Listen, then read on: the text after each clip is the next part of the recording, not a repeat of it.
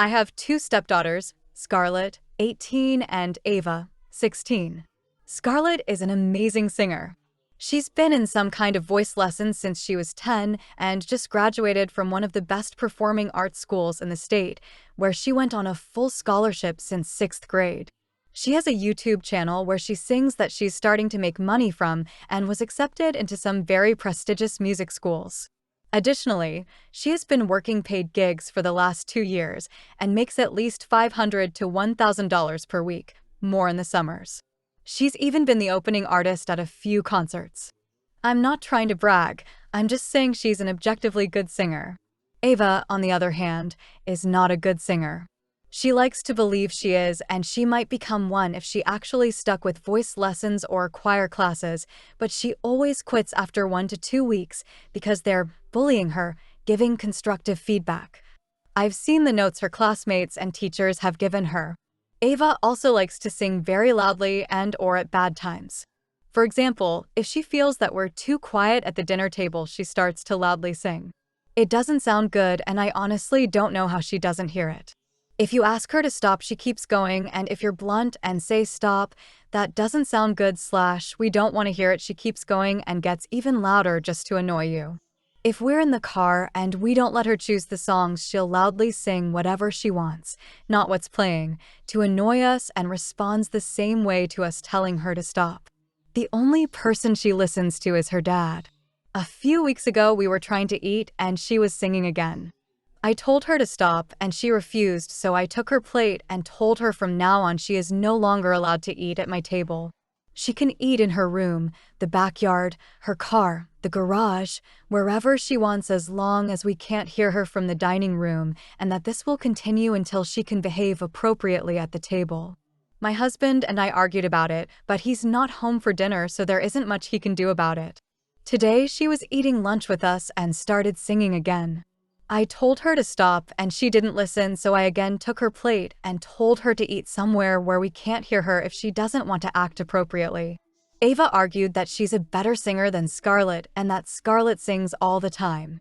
I was done with her bullshit, so I asked her how many times someone other than her dad has actually asked her to sing, not even paying her to be there, just ask her to sing, or how many performing arts schools she's gotten accepted to.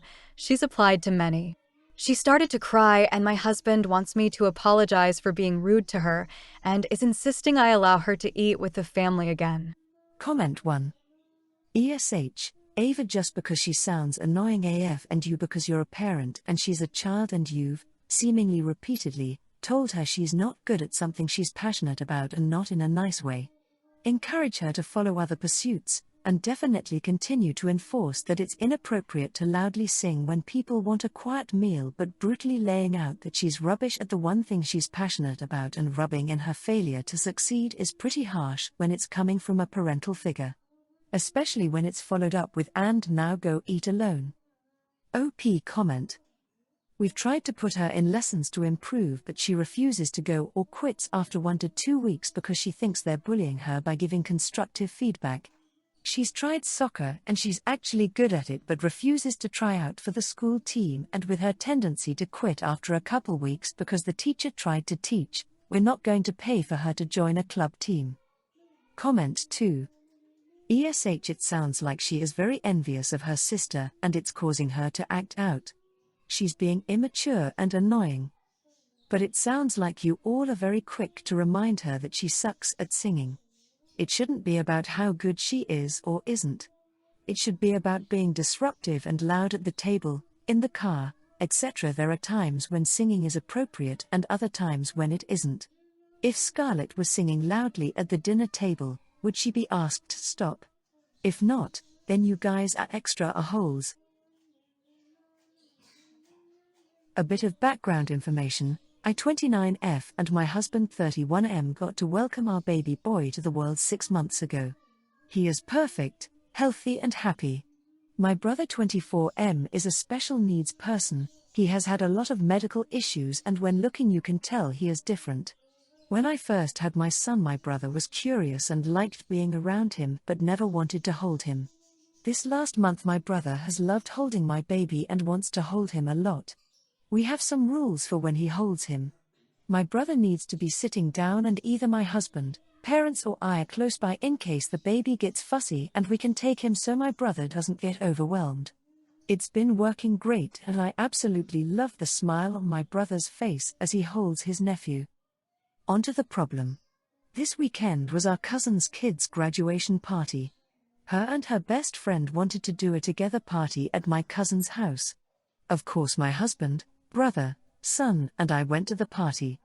I was sitting on an outdoor couch talking with my cousin when my brother excitedly came running over and sat next to me. My husband came over, placed our son in my brother's arms and went to go get a drink. My baby was giggling and my brother had the biggest smile on his face. We were relaxing and talking when a woman shrieked and started screaming. I looked over and she was screaming at my brother saying he shouldn't be touching my baby.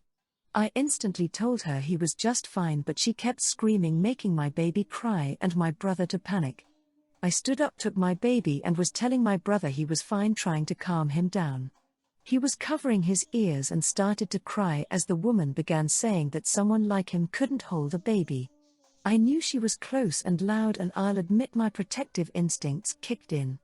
I turned and in a quick movement slapped the woman hard across the face, enough so her skin had turned red and was showing a hand print. I told her to shut up and turned back to my brother. At this point my husband was back and took our baby to try and get him to stop crying. The woman said that an abomination like my brother shouldn't be around children because who knows what sick thoughts would go through his mind. I turned to her and told her the only abomination was her and if she kept talking I will make sure she will get a black eye to go with the hand print on her cheek. She ended up walking away and I went back to my brother who was apologizing. I kept trying to tell him he did nothing wrong and to ignore her. My husband came back but my brother went the entire day without wanting to hold him. I apologized to my cousin and his daughter who were on my side. Apparently that woman was her best friend's aunt. I bought my cousin's kid and her best friend massages to apologize for what I had done. However, the best friend's family keeps messaging me saying I am an evil person. The aunt even messaged me saying she was going to sue me for it. I told her I would happily see her there and mention how she verbally attacked a special needs person. Some of my friends from my mommy and me class are saying I am in a hole and thinks I went too far. I am happy what I did and wanted to hear other people's thoughts. So, comment 1. NTA. You were protecting your family, if anything approaching your brother the way she did that was putting the baby in danger. If you the mother sitting right next to him saying it's okay then it's okay. I do believe you were in the wrong for apologizing at all to that mother because she now probably thinks what she did was okay when it clearly wasn't. She had no right to assume what was going on in his head. Majority of the sick thoughts come from the ones who look completely normal and inviting. But good job mamas for protecting and standing up for your family. Comment 2. NTA. I am strongly against violence but a quick slap is the appropriate response to end hysteria, right? Sounds like that aunt needed something to bring her out of her loud rant and you needed a quick end to her screaming so you could help your brother. She should be ashamed of her behavior and I hope your cousin and her friend put a bit of effort into informing the friend's family of her aunt's actual behavior and stop them from hassling you. All the best to your family and I hope your brother is able to overcome that experience and be comfortable with his nephew again. My friend is married to a much older guy. They have 2 kids, elementary school age. This is her first marriage and his second. He has 2 kids from his first marriage, early 30s, both living with partners, established jobs, no issues on the monetary side, one has kids themselves. My friend, let's call her Irene, works in education, not a huge salary, but she does okay. Her husband, let's call him Carl, will retire next year, from a well-paying job. They live in the home he bought before they met, only his name is on the deed. They pool their finances for household expenses and she also contributes to the mortgage. With their recent marriage came the issue of organizing their affairs, among which was a will. The problem was that Carl is dead set on wanting his inheritance equally split between his 4 kids and Irene. This means they each inherit 20%, regardless of their ages or situation, with no caveats about leaving Irene and the younger kids in the house while the kids are underage. Essentially, Irene will have to sell the house to give each of the kids their share. Carl also doesn't want to make different arrangements while his two youngest kids are underage, as he is adamant that they should be treated equally. While this is fine on principle, the reality is that Carl will most likely be the first to die. Given his age, he is often mistaken for his kids' grandfather. It's not unlikely to happen while his kids are still underage. The notary was a bit baffled by his choices, which he brought up at the meeting to discuss the terms.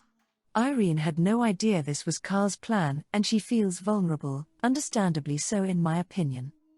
The notary tried to suggest to Carl that it would be more prudent to set conditions about the ages of the kids, and perhaps also to, as is customary in my country, have the surviving spouse live in the house, which is then sold and distributed among the kids once that spouse dies too. Equally, of course. Carl was not open to any provisions the notary suggested for Irene having some form of buffer while the kids are still at home. He all but called Irene a gold digger and said he was sure she was resourceful enough to take care of the kids, but that he had to think about 4 kids, not 2. Carl seems to love all 4 kids equally. Side note, his older kids do not like Irene, and that is mutual.